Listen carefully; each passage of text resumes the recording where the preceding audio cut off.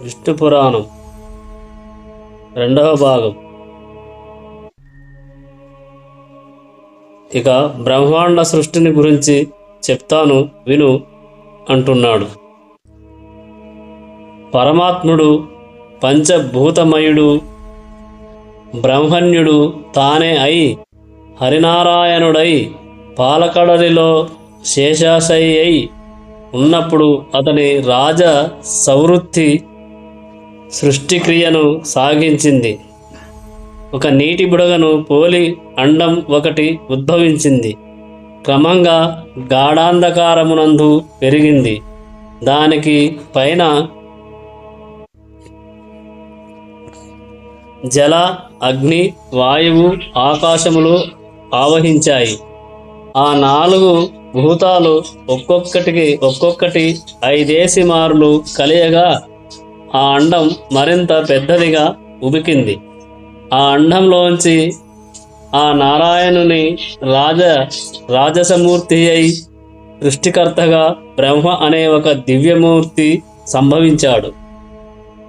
బ్రహ్మ చరాచర సృష్టికర్త కాగా సాత్వికమూర్తిగా విష్ణువు పోషిస్తూ ఉండడం, తామసమూర్తి అయిన రుద్రుడుగా చరాచర ప్రళయం చేయడం జరుగుతూ ఉంటుంది.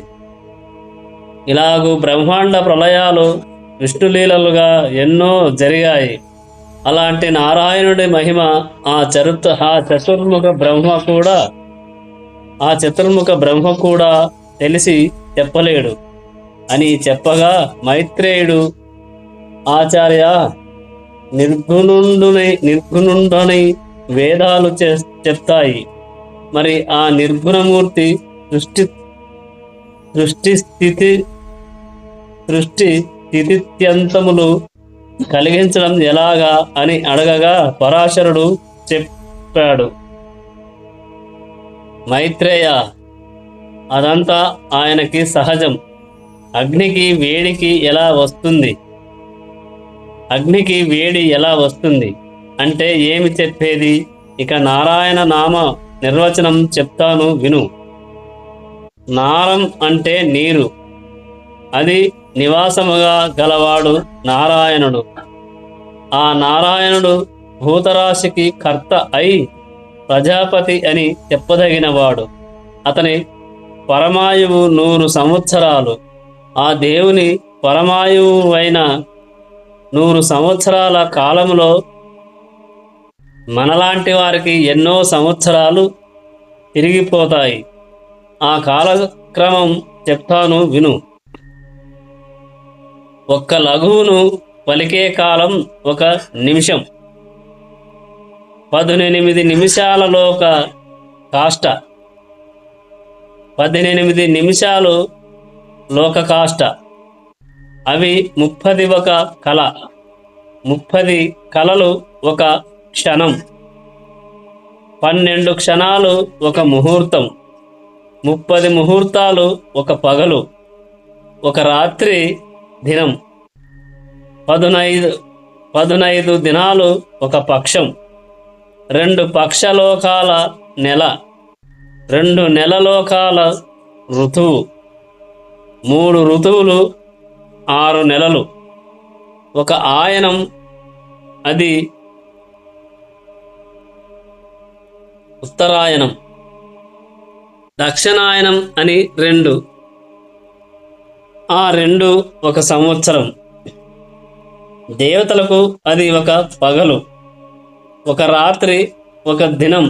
1 రాత్రి దానికి సౌరమానం అని వ్యవహారం. 17,28,000 సంవత్సరాలు కృతయుగం.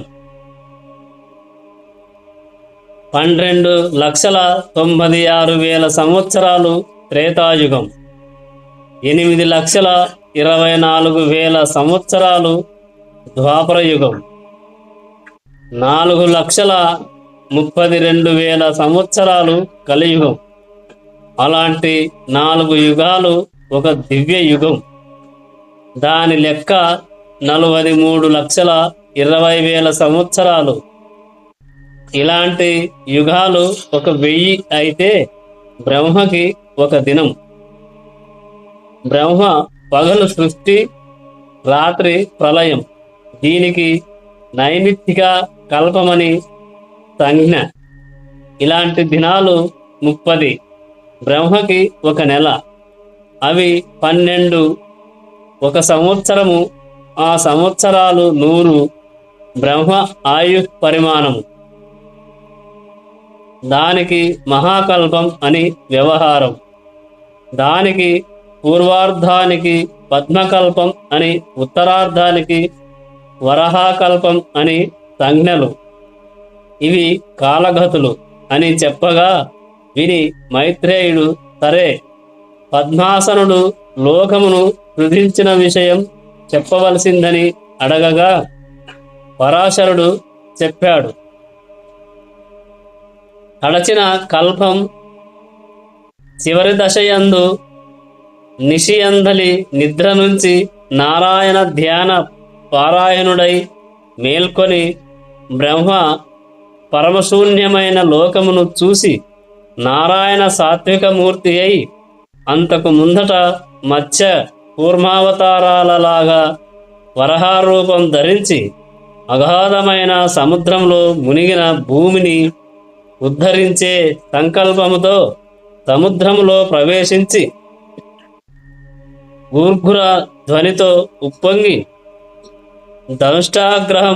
దంష్టాగ్రముతో అవలీలగా ఊబంతిని ఎత్తినట్టు మీదికి ఎత్తాడు.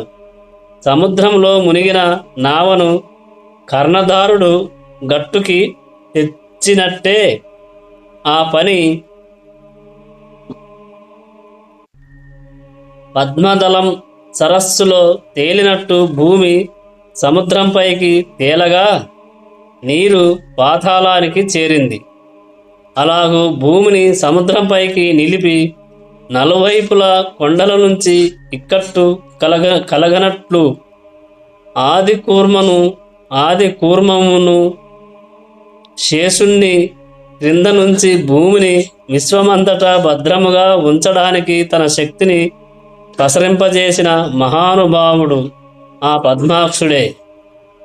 భూమిని సముద్రంలో ఉంచి ఉద్ధరించిన తరువాత మళ్ళీ బ్రహ్మరూపుడై సకల నదీ సముద్ర పార్వత ద్వీపాలను, సురాసుర నర పితృలోకాలను, గరుడ గంధర్వ విద్యాధర పశుపక్షి మృగాది నానావిధ భూత సమూహమును మునుపటి సృష్టిలాగే సృష్టించి తగిన గుణరూప స్వభావ చేష్టలు కలిగించాడు అని చెప్పగా విని మైత్రేయుడు, గురుదేవా, బ్రహ్మ సృష్టి సంగ్రహించి చెప్పావు, దానిని వివరించి చెప్పవలసిందిగా కోరుతున్నాను అని అడగగా ఆ గురువు చెప్పాడు. బ్రహ్మ ప్రజాపతి అయి 4 ముఖాలు గలవాడు, రాజసుగుణ ప్రభావుడు అయి 4 ముఖాలవాడు, రాజసగుణ ప్రభావుడు అయి సృష్టిని ధ్యానిస్తూ ఉండగా తమోమయము, తమోమోహము, మహామోహము, తమిశ్రము, అంధత మిశ్రము అని 5 జాగాలకు ముఖ్య భూతములుగా ఆవిర్భవించాయి. కానీ అవి సక్రమమైన సృష్టికి సాధనాలు కాలేదు. అంతటా ఆత్మజ్ఞాన అజ్ఞానాలలో తామసమై తిర్యక్రోశతమై పశు మృగాదులు పుట్టాయి.